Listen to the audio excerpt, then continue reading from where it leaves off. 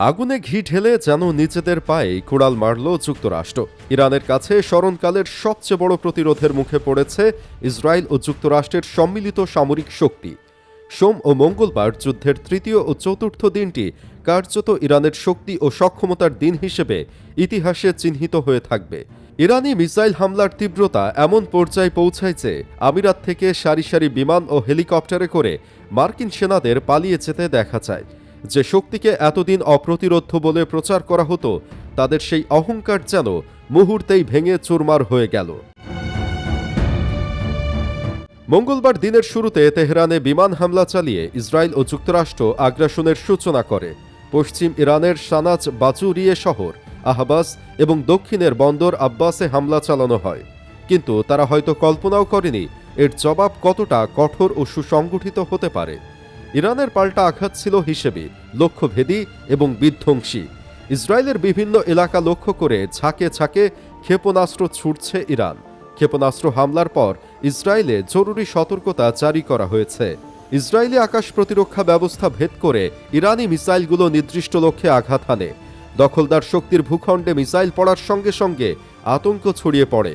রাজধানী তেল আবিবে police, fire service ও অ্যাম্বুলেন্সের ছোটাছুটি প্রমাণ করে যে নিরাপত্তার বড়াই করা হতো তা আসলে কতটা ভঙ্গুর। অহংকারের দেয়াল ভেঙে পড়তে শুরু করে বাস্তবতার সামনে।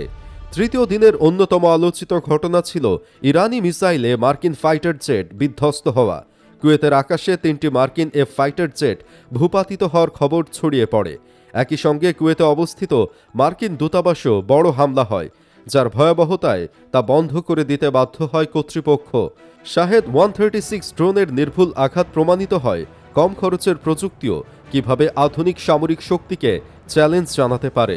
এমনকি ইরানের সস্তা ড্রোন ঠেকাতে গিয়ে যুক্তরাষ্ট্র ও ইসরায়েলের আকাশ প্রতিরক্ষা ব্যবস্থার ব্যয়বহুল ক্ষেপণাস্ত্রের মজুদ দ্রুত ফুরিয়ে যাওয়ার শঙ্কা দেখা দিয়েছে। প্রতিরক্ষা বিশ্লেষকদের মতে তেহরানের এক একটি ড্রোন তৈরিতে খরচ হয় মাত্র $35,000, অথচ সেটি ধ্বংস করতে ব্যবহৃত ইন্টারসেপ্টর ক্ষেপণাস্ত্রের পেছনে ব্যয় হচ্ছে $5 থেকে $40 লাখ পর্যন্ত।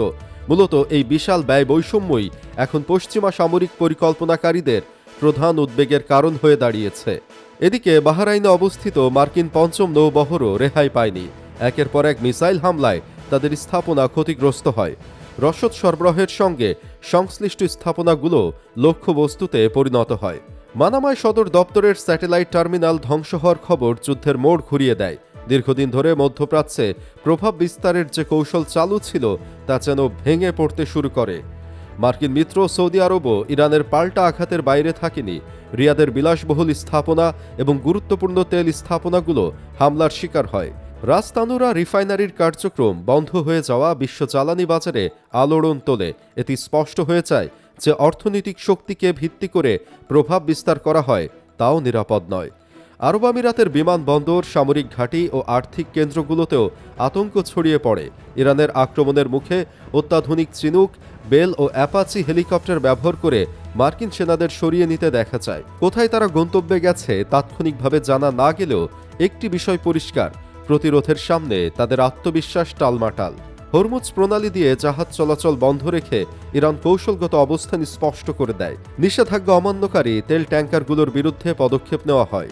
এতে বার্তা পরিষ্কার, মধ্যপ্রাচ্যের আকাশ সমুদ্র আর একতরফাভাবে নিয়ন্ত্রিত হবে না। এমন পরিস্থিতিতে পশ্চিমা বিশ্বে দৃশ্যমান ছিল অস্বস্তি ও নীরবতা। মার্কিন প্রেসিডেন্ট ডোনাল্ড ট্রাম্পকে বিমর্ষ অবস্থায় দেখা যায়। সাংবাদিকদের প্রশ্ন এড়িয়ে তিনি নীরবে সরে যান। অন্যদিকে ইরানের সর্বাধিনায়ক আলী লারিজানি স্পষ্ট জানিয়ে দেন, যুক্তরাষ্ট্রের সঙ্গে কোনো আপোষ নয়। এই অবস্থান শুধু সামরিক প্রতিরোধ নয়, রাজনৈতিক দৃঢ়তারও প্রতীক হয়ে ওঠে। দর্শক, ইরানের এই বিজয়ে আপনি খুশি কিনা কমেন্ট বক্সে জানিয়ে দিন আপনার মতামত। ভিডিও ভালো লাগলে লাইক দিন এবং চ্যানেলটি সাবস্ক্রাইব করুন।